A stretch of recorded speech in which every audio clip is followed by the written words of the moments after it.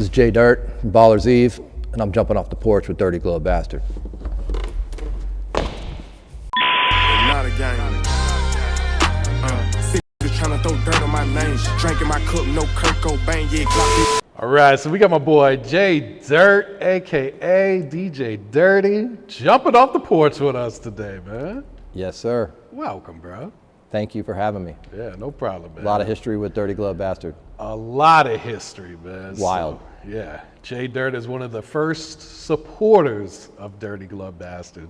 Seen this rise, firsthand. So we got a lot of history to talk about. 07, 08. Yeah. What's literally. up, Ziploc? Yeah, literally day I'll zero. look at the camera for Ziploc. What's up, Zip? He's down there in South by having a ball, man. Yeah, he is. Yeah, he is. He'll be watching this next week. Yeah, so first off, how you feeling today, man? Feeling great. It's good to be back in Atlanta, be back home. It's always good to be home. Yes, sir. Weather's not good, but Yeah. hey, I'm here with you, Smitty. It's good to be here. It probably beats the snow or wherever, whatever's happened in New York. We right had some now. shitty snow this week. Really? Yeah, it didn't even stick. So that's why it was really shitty. Yeah. All right, so originally from Atlanta, right? Originally from Atlanta. My parents, born and raised in Brooklyn. Okay. I grew up down here. I grew up spending summers in New York, and I always had the bug for New York, but Atlanta's always been home. Yeah. So what part of Atlanta did you grow up in? I grew up in Marietta. Okay. And then I was out there, and then later on I moved downtown as a young adult or whatever. I lived in Inman Park, in a little 5 Points area, Gotcha. So what did Atlanta look like back then, and how does that compare to what it looks like today? Okay, major differences.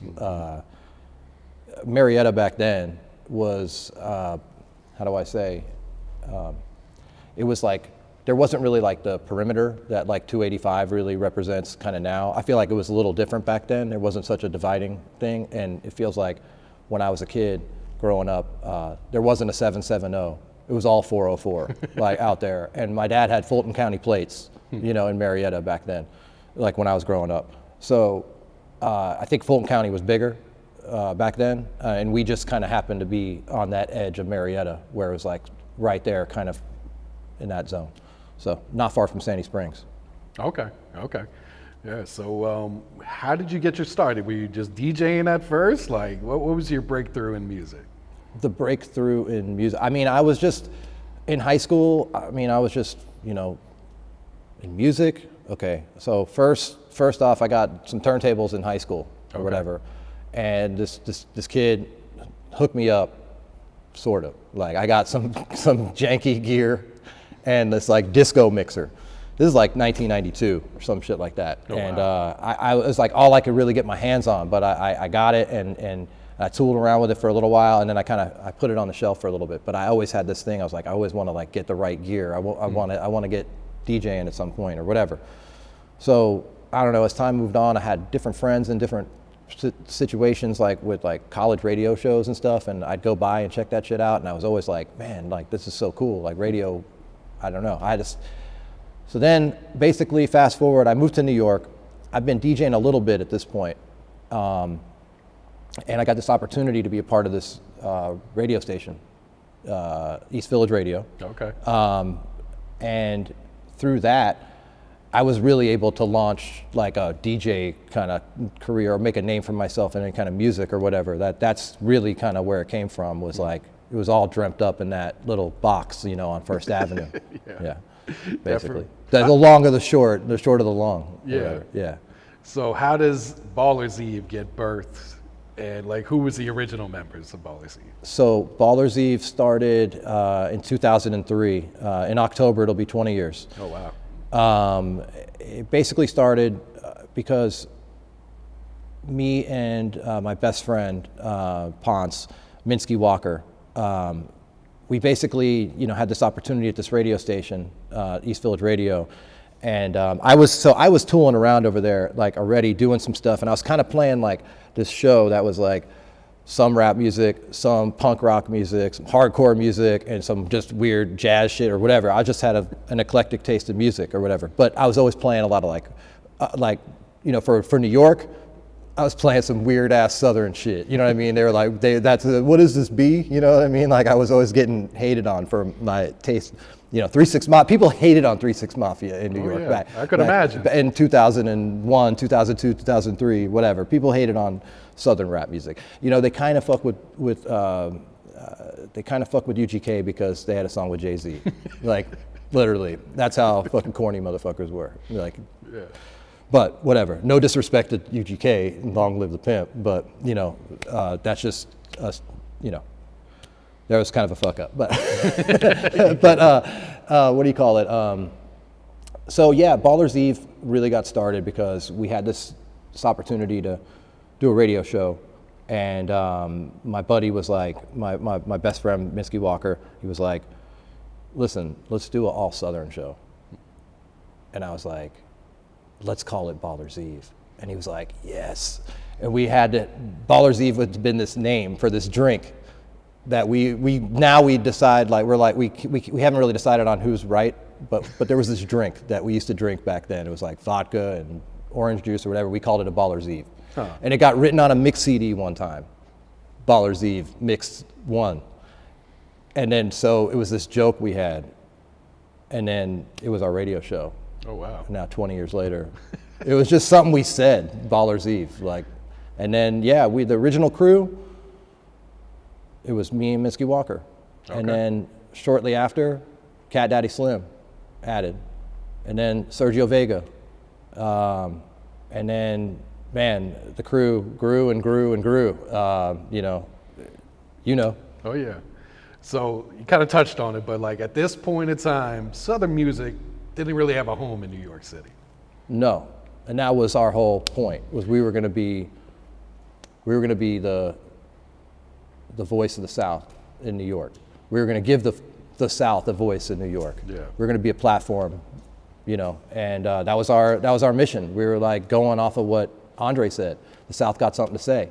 We were really sick of people being too cool for Southern rap, like in New York. You know, we thought that shit was corny, you know, and we, you know, and because people, it was funny. Like you'd have these New York guys, they'd be like, they would talk shit on like on Southern rap, right, and then they would like later on be like, yo, but I kind of like 8 Ball and MJG or something like that. And you'd be like, you just talk all this shit, like, but they want to talk to you about that one thing that they like. And then a couple of years later, they're wearing a Gucci Mane t-shirt. But we were there, you know. Oh, yeah. We were there. So how do we go from, you know, just spinning Southern music to, now we got the artists pulling up, we doing live interviews on the show too. A lot of grinding. MySpace. MySpace. Okay.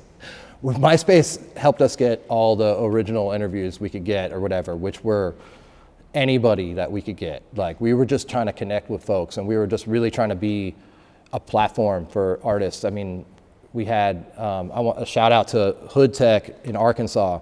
They were some folks that were really doing an independent grind that found us, and we would play their music, and they would come to New York, and we would support them. And a lot of folks like that, where their people were just grinding, and they knew that we were really authentically trying to be like, here's a platform, you know, like we'll play your music, you know, like you come to New York, we'll show you some love, you know, and that's how we were. And it started with that, like from people that nobody knew who they were to where it became the next artist up. Yeah.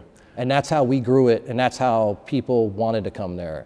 There was some people that came that were early, like Devin the Dude was early to kick it with us.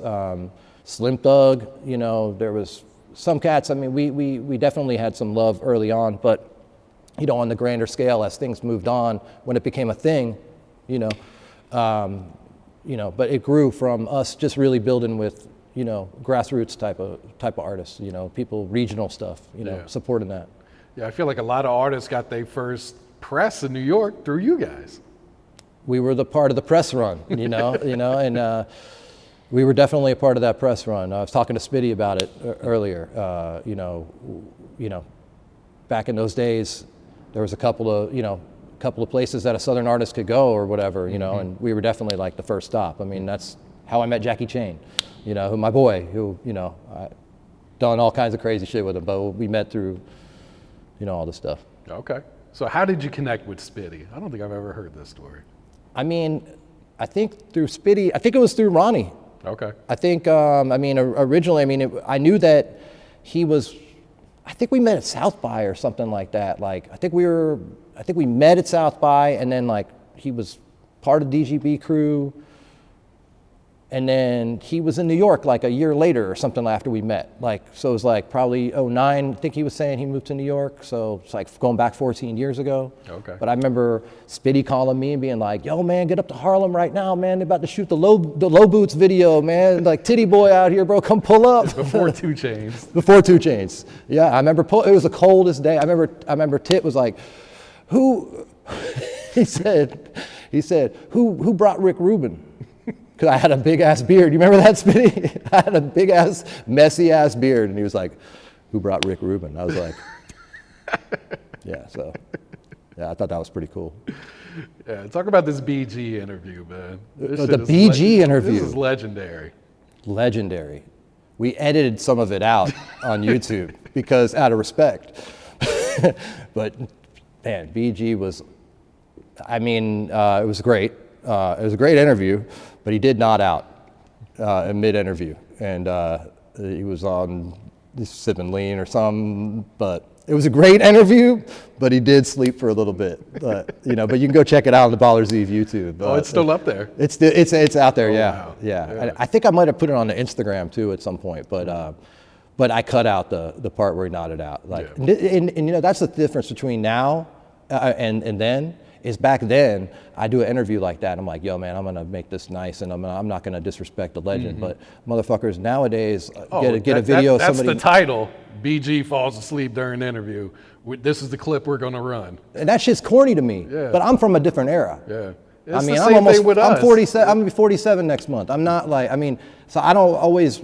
I came up a part of this internet thing that happened or whatever, but like where it went, like. I'm not into that kind of behavior. I don't think the what do they call that? Clickbait? Clickbait, clout Fuck chasing. out of here. Any of that clickbait shit, unless it's Star Wars, it don't work for me.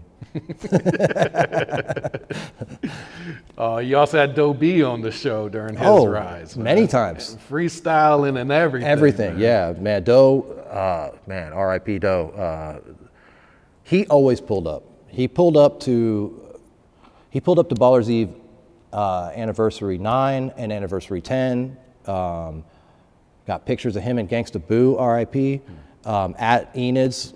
Me and Smitty were talking about it earlier. It's this like bar in Brooklyn that we used to turn into. It was like a restaurant in Brooklyn that we turned into like a club on the weekends. Like but yeah, I had like Southern legends out there, Doe B and all these. Yeah, Doe was the truth, man. He was a really good dude. He was a real man, and his team, D and Frank White, those guys are my boys, and when all that shit went down, that was a real dark time. Yeah. And yeah, man, R.I.P. Doe B. He's the truth, man. Like he deserved better. Oh yeah, he was on his way, man. He deserved better, man. That's yeah. He was like one of the first like artist people that I met through that world that we lost, and that was, I couldn't even. It was really hard to believe. It was really hard to believe that we lost him when we did. It was tough. Yeah. He was a great guy. And you played a big part in like helping blow up the Huntsville, Alabama scene too, man. Oh, Huntsville. Yeah, talk about that movement at the time. Wow, G-Side. You were on the album, weren't you? Yeah, I was on the album. Yeah, G-Side. I toured with G-Side. I went to Norway with G-Side. I DJ'd for them. I forgot about that. Yeah. I was tight with those dudes. Cody G, Untamed. There's a lot of folks in G-Main. Oh man, there's so many people in Huntsville that I fuck with. Jackie Chain, we talked about like.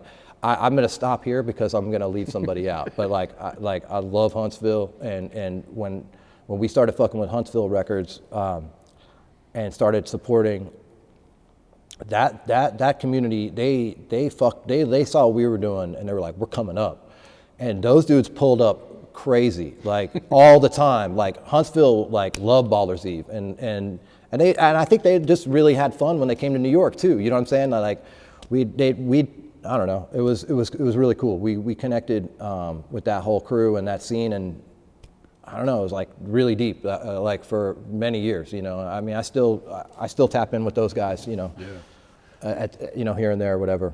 Yeah, the sound they were bringing at that time was just completely different. The block beaters. Oh man, Mally Boy, CP, those beats were crazy. they were out of this world. They were out of this world. I mean, if you don't know what we're talking about, go check out, just for reference, good Jackie Chain Rollin'. That's it. Yeah. That's a great example. Yep. Like, and because it worked too, because that was a hit record. That was a real hit record. Now, a lot of the records that they made were hits that nobody ever heard. Hits for days. And samples, they were pulling the craziest samples. I don't know, like I talked to Mally about it one time, and that dude was really quiet, and he was just like, I just like music, man. You know, like, and I'm like, where is he getting this shit from? Because he would have these crazy references, like, I don't know, it was really sick. Yeah. Shouts out to Huntsville. No, absolutely, man. Yeah. How'd you connect with Freddie Gibbs, man? Oh, Freddie Gibbs.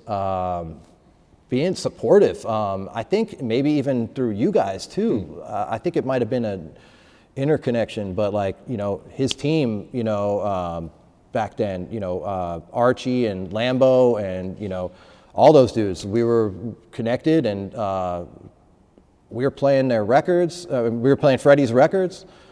We had him up on the show. We smoked a bunch of weed. Been friends ever since. Yeah, you got us our first drop from Freddie Gibbs. I got you. You got us that drop. I remember that. That's back when drops were like a big thing. It was a big thing. Especially for us, because, you know, we didn't really know many of these artists personally, but yeah, we were supporting them. So for them to shout us out, that was a big thing, man. Yeah, I forgot about that. I got you the Freddie Gibbs drop. Yeah, but I mean, me and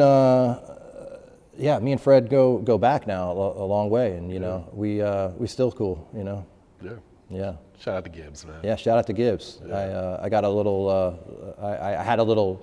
I got a good story. Mm-hmm. My most recent Gibbs story was not really, but Lambo hit me up a couple years ago now, about a year and a half ago, and he was like, "You got DJ Paul's number?" And I was like, "He's like, do you know DJ Paul?" And I'm like, "Yeah." And he's like, "I need him for the album." And I'm like, not super close with Paul, but like, we're cool. We got a lot of mutual friends, and we've been around each other and stuff. Like, shouts out to Paul, DJ Paul, like whatever. But he was like, you know, Lamba hit me up, and he's like, "Yo, we're trying to get Paul on the album or whatever." And I'm like, let me hit him up or whatever. And I hit him up or whatever, but it actually went through, and he was on the Soul Sold Separately album or whatever. But they ended up in the studio or whatever. But Lambo gave me a shout out on the Rap Radar podcast, so I got to give Lambo a shout out now, like, or whatever. But yeah, that was kind of cool. That was a little, like, you know, doing some things, you know, here and there. No, that's dope. Like, you connecting the dots for people, man. Still doing it. Yeah, absolutely. Still doing it. Keeping it a little quiet, but you know, still doing it. Speakerfoxx. Speakerfoxx. Man, great woman, man. Talk about you guys' relationship. How'd you guys met? And Speakerfoxx, we go way back. I met Speakerfoxx when she was 17. I was you know, still living in Atlanta, and honestly, like, she hung around. You know, me and my friends, we used to hang out at the Local on Ponce and do karaoke on Monday nights. It was like 2000, 2001, whatever. Like, and there was like a crew of there's like this crew of girls that we hung around or whatever, and they were cool. But this one girl used to come around, and she'd always be trouble. Always be getting into trouble, and I found out she was like 17. I used to be like, get out of here, like, you know, you're not even, you know, of age, whatever. This girl, Kristen, like, and then she turned 18, and then I started being nice to her or whatever, and then I didn't see her for like 6 years, and then Minsky one day is like, "Yo, remember Kristen? Like the little girl who's always in trouble or whatever?" And I was like, "Yeah." He's like, "Dude, she's DJing now.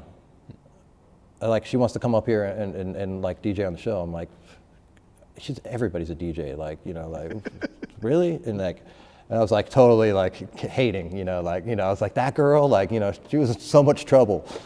And she came up and like, dude, she blew our minds. Like we were like, oh, she got it. Oh yeah. And it was crazy because she would kind of like watching what we were doing, and she kind of like seen us, like she'd known us from back then, and she kind of seen us going to New York and start this thing, and she became a DJ, and she was like, wanted to get down with what we were doing, and after we saw her play, it was just like, yeah, you got to be a part of what we're doing, you know what I mean? Like she was the truth, you know what I mean? And yeah, that's, so from that point forward, I saw her completely differently, and have full respect for her, and we got really close, and she was like my little sister.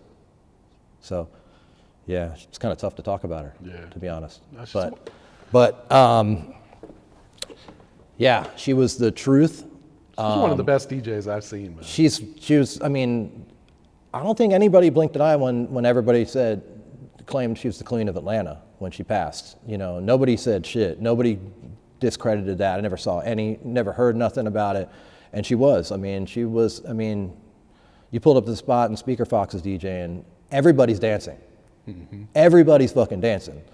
And she had this like really, I don't know, you don't see DJs like that. Like the current upcoming DJs, they don't rock like that, like, you know, per se, like, you know what I'm saying? You just don't, she got something that they don't make anymore. Yeah, and she was always like the coolest person in the room too. Always, always. Yeah, she made our crew really proud because she was this girl that we knew that was just this like troubled teen or whatever, and she really turned herself into this thing. Like she was like, she's an artist. She was a fucking artist. She wasn't just a DJ. She's an artist, and she should remember it that way. Yeah, and she had the swag and everything too. I mean, she was like one of those friends that like I just felt like I'm gonna give up. Like why am I trying to like wear anything crazy? You know what I mean? Like like no point rolling with her, you know. Yeah. But yeah, no, Speaker, R.I.P. You know, she was the truth, the coolest. Absolutely. Very missed. Yeah, I remember that Fader Fort. Oh she rocked that shit. Yeah, we were all there. Yep. That was a DGB Ballers Eve like party in that little booth. Yeah. Motion family too. Yeah, it was like we turned up. Oh my God. Well, she turned us up, I should say. Yeah. Shouts out to Andy Cohen, my boy. Used to be at the Fader back then. He used to always book me for those. It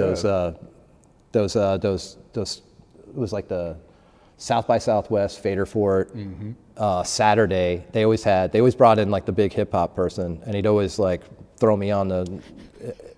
In the fort to DJ in the afternoon. They'd give me like a case of how much beer was in there. Enough for Jackie Chain and our crew.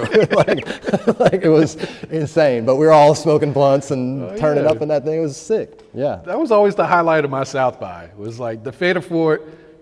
All I gotta do is text Dirt. We walking in. We in the booth. We turn it up. Oh yeah, you guys were always on my list. Yeah. There was always Dirty Glove Bastard Broom on the Ballers Eve list. For life, always. Yep. Yeah. And that's how I met Gangsta Boo, was at one of those Fader Forts, man. Oh, wow. Yeah. That's so cool. Yeah. So how did you first connect with Boo? How did I first connect with Boo? We kind of brushed shoulders like a little bit like through Yellow Wolf, I think, like, and Newport. Shouts out to Newport and Wolf. I feel like that's kind of how we initially kind of connected. Mm-hmm. And then the Ballers Eve 8-year anniversary party was coming up. And I was like, I wanted to do something really cool for like, and have like a really cool headliner. And like me and our team, like we put a little bread together and we were like, okay, like we could maybe do something like this or that. And I was like, my first choice is like, let's do Gangsta Boo. Like, I'm gonna try to reach out to her. I'll see if we can get her or whatever, but I think she'd be sick. And I think she knows who I am because of Yellow Wolf and shit, like, or whatever, you know, like that kind of thing. I was like, maybe she'll be cool. So I hit her up and I told her, we were like, she's like, where's it gonna be? And I was like, it's gonna be at Webster Hall, the studio at Webster Hall. She's like, oh man, Linkin Park played this sick ass show. I watch it on YouTube all the time. Like, I'll do it. That was it. And then me and Mitski picked her up at the airport and she was with her hype man or whatever, and it was like on from that point, you know. I was like, you know, we were just connected from there on out. We were tight, and that was my homegirl. Like, you know, we got it in, you know. But that was where it started, was that she came up for that Ballers Eve 8-year anniversary. She met Speakerfoxx, I think, that weekend. She met the Ghetto Gothic crew, like, that weekend, that she really connected with Venus and them. And, like, there was, she met, like, all this kind of like this, you know, the New York downtown kind of crew or whatever. And she was like, man, I like it here. This is cool. Like, and she just wanted to be in New York a lot after that. And we kicked it a lot. Like, you know, that was, yeah, it was cool. Yeah, Super I only cool. met her a couple times, but she always had the biggest smile on her face every time I've seen her. Yeah, yeah. Beautiful smile. Yeah. Beautiful smile. You don't want to see her without that smile. You don't want to see her without that smile. Or be her Uber driver. Oh, really? You seen her go off? I've seen on her someone? ride some Uber drivers, like gnarly, like gnarly. Why are you going this way? My GPS saying this. Hey, she is 3-6 Mafia, you know?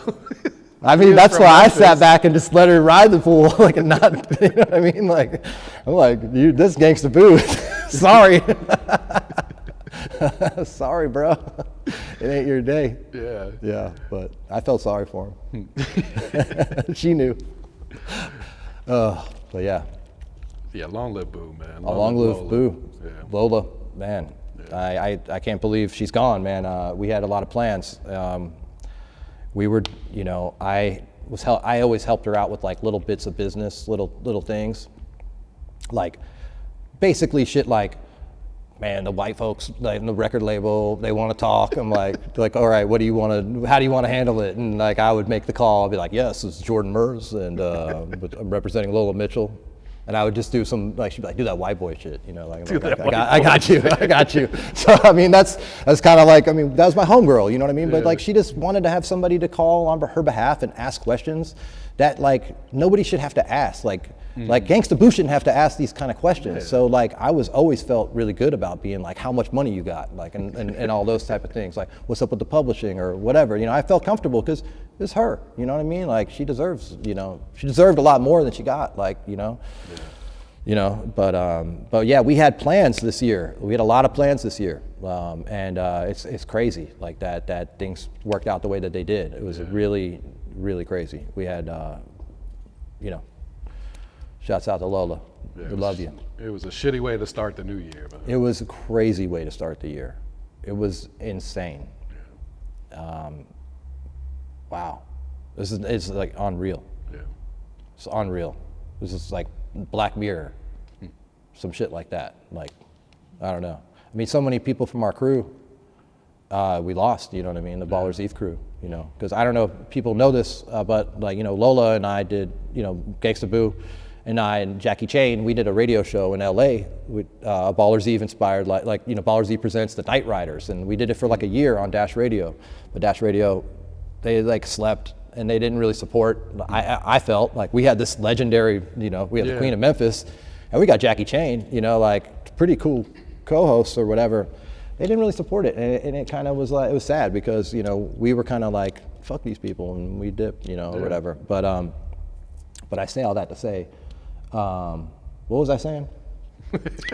Something about our crew. Yeah. I mean, it's crazy that, like, you know, we lost Speakerfoxx, we lost Lola, and we lost Jay Scott, we lost Grip Plyaz. I mean, those are like, you know, 4 people that were integral in the growth and how things moved and worked and looked with Ballers Eve, and like, you know, it's wild, you know, and they were all like real artist people, you know, it's wild. Yeah. Talk to us about Grip. Like, do you Grip. remember the first time you heard his music? Oh man. I think I'm trying to think what I think I heard I heard some, what was that, the project that he had? Grip Hop. So he had Grip Hop, and I checked it out, and I was like, this is weird as shit. like who is this guy? And then like I heard some Hollyweird record that he was on. he had like a verse on it, and I was like, this is that Grip Plyaz guy. And then Fuck That Hipster shit came out. And it was like all in this like blink of an eye, like all this stuff was happening in Atlanta, like this like, what's that? I don't know what to call it, but there was like this little like moment, and like, so Fuck That Hipster shit came out, and then that was like, it all kind of connected for me. I was like, oh, this is that guy, that the grip hop guy, and then he was on that Holly Weird song. And I was like, this dude's sick. This dude's the truth. Like, this is like somebody like, I mean, I looked at him, I was like, this is like my boy, like, you know, and yeah, like I went to Atlanta like a month later, and like Yellow Wolf's like, yo, Grip, this is Dirt. Yeah, that was it. Oh, wow. That was it. Yeah, Like, his sound was just so different from So what different. was coming out of Atlanta at that time. but I mean, it's crazy that like I hear Grip in so much stuff that's happened since he's gone. Like, you know, I don't know. I don't think people knew how to nuance stuff and be funny until like the way Grip did, until there was like Grip. I think Grip was like he had these nuances, or I mean, especially like in Atlanta or whatever. Grip had this like, I mean, not to say that nobody was funny or whatever, but like Grip had a special way about him. Yeah. You know, he had a way with words. You know, and I don't know, man. Yeah, gone too soon. Yeah. Gone too fucking soon, man. I don't know, but we're gonna get Grip's music up on all the DSPs this year. Okay, cool. Hopefully for Grip Day this year, which is at the end of June. I don't want to put the date out there right now and it'd be wrong. So, but we're trying to have all of Grip's music that we can get up there, get it all on. Yeah, I remember we booked him for South by one year. Yep. He comes in, he lays down on the floor, Yep. and performs "Died in That Pussy." Yep, Diner Pussy. And I don't think anyone knew what the fuck was happening. Yep. Then you hear then you hear the Richard Pryor. You hear the Richard Pryor sample. You're like, and then it kicks in. Yep. I mean, bro, like what rapper lay down on stage? Like Grip was like the ultimate, like the coolest, but he's just like so like not cool, not too cool for anything or anybody. Like he's actually really the coolest motherfucker ever. Like literally, there was like nobody cooler. Like, I mean, nobody cooler than Grip Plyaz. Like, I mean, maybe Jay Scott. Good tie. That was the old cool and the young cool. That's what that was. That was like, they're equals. Yeah, his website, I'mNotAToy.com. I'm not a toy. The truth. Yeah. I remember Jay used to work down the street from the radio station at the Reed Space. It's a really cool shop. It's not there anymore, but it was cool, like streetwear, and like they had like cool gadgets and shoes and stuff and like bags and shit. It was a cool ass shop. But Jay used to work there or whatever, and I guess like one of the girls that worked there was like, yo, like you're from Atlanta, you like all this southern rap music, you heard Baller's Eve? And he was like, no, what's that? And she was like, oh, they do this radio show right up there. And like, I guess the next day he just showed up and like, he never left.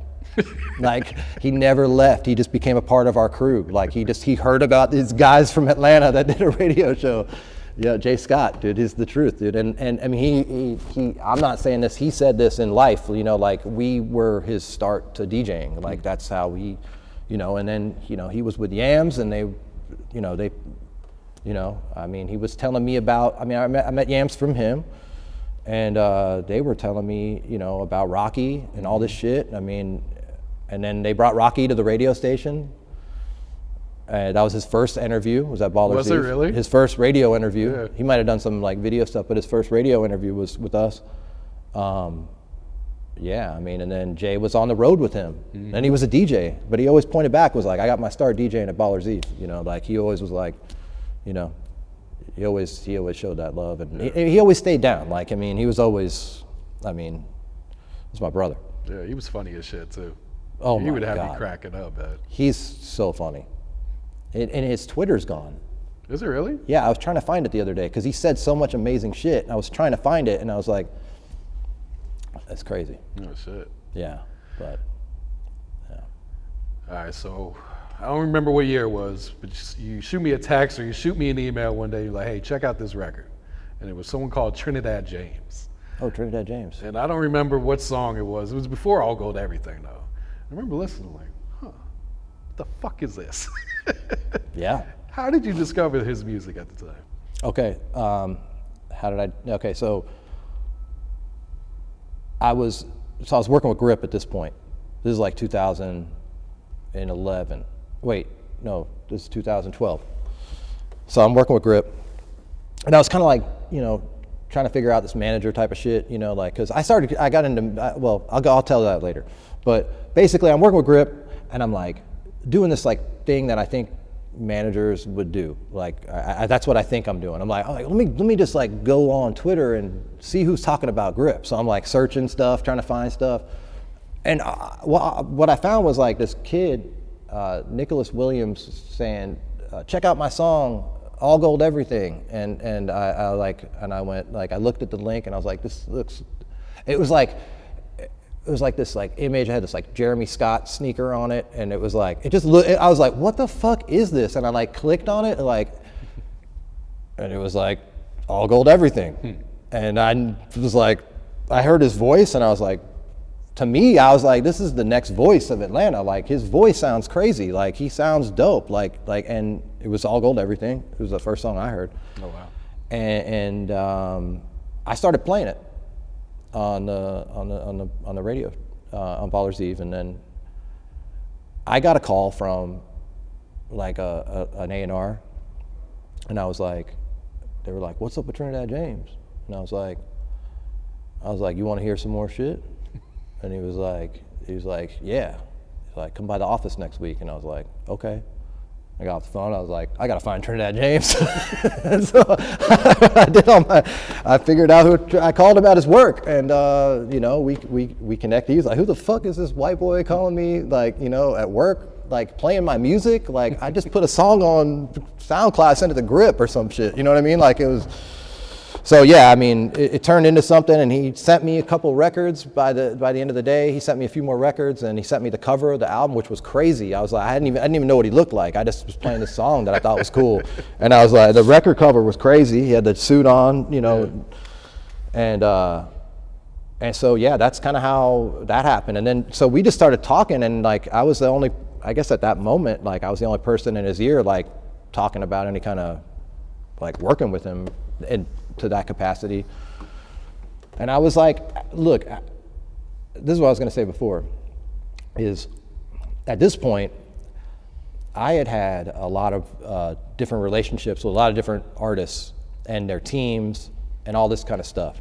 And I'd been in these situations where I'd passed the ball a number of times to different people, like this big person at this big brand is calling me because we have a relationship, because maybe I worked somewhere that I know them from there or whatever, but the connection is me, and I make the call and get this person this deal or whatever. And like that happened like so many times, like different scenarios or whatever. And I ain't a hater or whatever, but like I knew what was going on. I was learning the game. I was like, oh shit, people are using me for my services, and they're not Welcome paying to the me. music industry. Music industry 101. So that's why when I got the call, like, yo, what's up with Trinidad James? I was like, oh, you want to hear some more shit? Like I was just doing what I'd seen, like, I mean, and that shit worked because we turned it into a hit record. Yeah. Talk about the music video. So the video, I mean, look, the first people to believe in Trinidad James, like that I know, like that like you guys, right? Jay Scott, I'm Not a Toy. These are people that, Dirty Glove, these are people that are supporting it or whatever. But the people that I like sent it to, like, just like I sent it to D-Wong. I'm like, D-Wong from the Motion Family. I'm like, yo, this artist, I'm working with him. I think this is really dope shit. I sent him Females Welcome. I sent him All Gold Everything and something else. And I was like, I sent him the album cover too. And I was like, bro, I want to make a video for this All Gold Everything song. I think this is it. He listened to it. He played it for Bass and Dave. And they literally I've never really put this out there like this, so I'll put it out there now. But they were like, we'll shoot it for you up front. We believe in it. They made All Gold Everything for us for free up front, and they got paid on the back end or whatever. They did the video up front, and it was The rest is Classic, history. man. It's I a don't know. classic video. Like, that was a hell of an introduction for an artist, was that video. That video was crazy. I mean, me and Dave were going back and forth. Me in New York, him sending me the new rough draft of it, like for 2-3 weeks. Like, we worked that video out. It was like, we worked on it heavy. Like, you know, I definitely was a big part of the edit, like, you know, and made sure that it was like, had this story where it's like day to night, like it starts off in the daytime and he's here. Because we had all this footage or whatever, but it didn't really make sense. And I was like, it's really, the story is like, he's this dude, he's from Southside, but he goes to L Bar and turns up at night or whatever, like, and he hangs out with all kinds of crazy people or whatever. And like, when people saw that, it connected with so many people because it felt real. Like, it was like, yeah, like, not everybody's just in a box, like over here. Like, people go to different places, and you know, and Atlanta got that energy or whatever. So I felt like it really showed that, especially that Atlanta energy at that time. You know, you got, you know, Speakerfoxx, like me and Speakerfoxx DJing at L Bar in the video. Like, you know, Dax is there. You know, like, you know, I don't know, Grip's there. I don't know, Britt was there. I mean, there's so many, I don't know, folks in there. I mean, that was an era. That was a time. And that really actually shows that, like, and a lot of people, that's some underground Atlanta, like the L Bar scene or whatever, like you were either there or you weren't or whatever. But like, if you were there, you go back and look at All Gold Everything, that was what it was. Yeah, and 10 years later, this record still turns up the crowd, everything. Crazy. Yeah. Still going. I got to get my new plaque. I got to get my plaque updated. Which one you got? Just gold, or? I just got the gold. I got to upgrade. It's platinum now? Yeah, it's platinum. Okay. I got to get my platinum plaque. That's major right there. Yeah, I know. I got to upgrade it. So the video drops. What happens to you in Trinidad? Me and Trinidad, we got to work, man. Other people got involved, but he definitely could have squeezed me out earlier, but he kept me in, and we had a really cool thing going, and you know, we toured, you know, we did a lot of shit, man. I mean, you know, I helped him.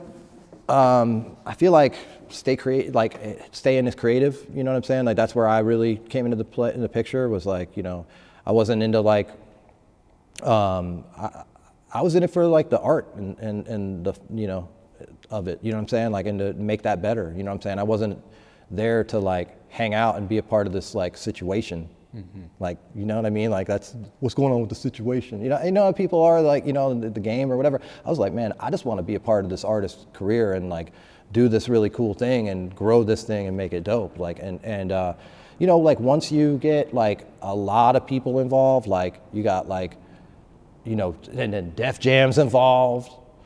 It's like so many people are involved at this point, and it becomes like no fun for a guy like me who's like, I mean, I'm like a punk rock skateboarder kid, like from Marietta, Georgia. Like, I'm not like, you know, I don't know, like, I ain't an industry guy. Like, I grew up here, you know, like going to like hardcore shows in Techwood back in the day when nobody went to Techwood. Like, no, you know what I'm saying? Like, you didn't want to go out there. It was like, but yeah, I mean, like, I wasn't in it for the glitz and the glamour. I was like, I really wanted to like be a part of this thing or whatever. And, you know, it played out the way that it did, as far as like, you know, our relationship. Like, me and Nick had a, you know, we're still cool. That's my bro. Like, you know, and we just finished Don't Be Safe 2 last year. We got back together. We were in the studio, and you know, I mean, I did some A&R, you know, and producing type of stuff, like, you know, assisting or whatever on it, and you know, shouts out to him and the Knife Fight crew. But yeah, like, that situation was just your typical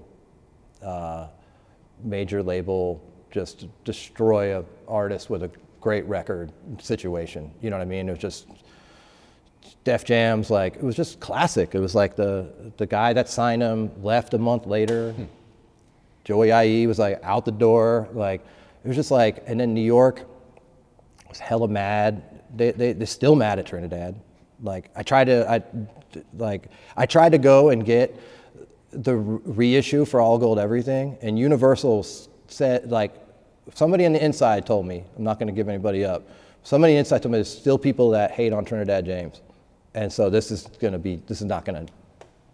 be easy to do, and nothing really happened. Like, we couldn't really get the reissue going, but like, people still haters. Like, and I mean, whatever. What are you gonna do?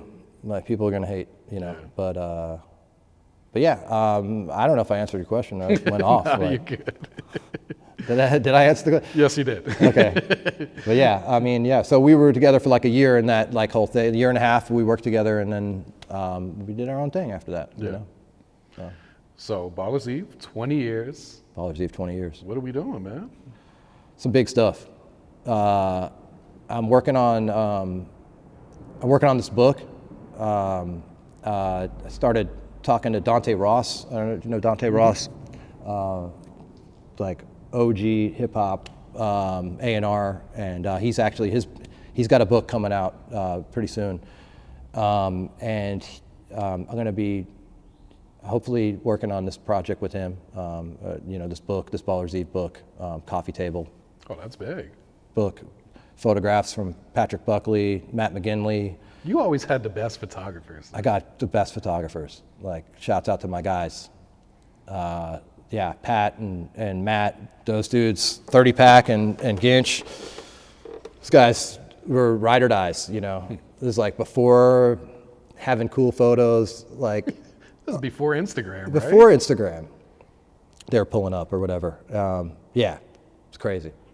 But yeah, we're doing this book, and then also coming out coming soon, the Baller's Eve Story podcast.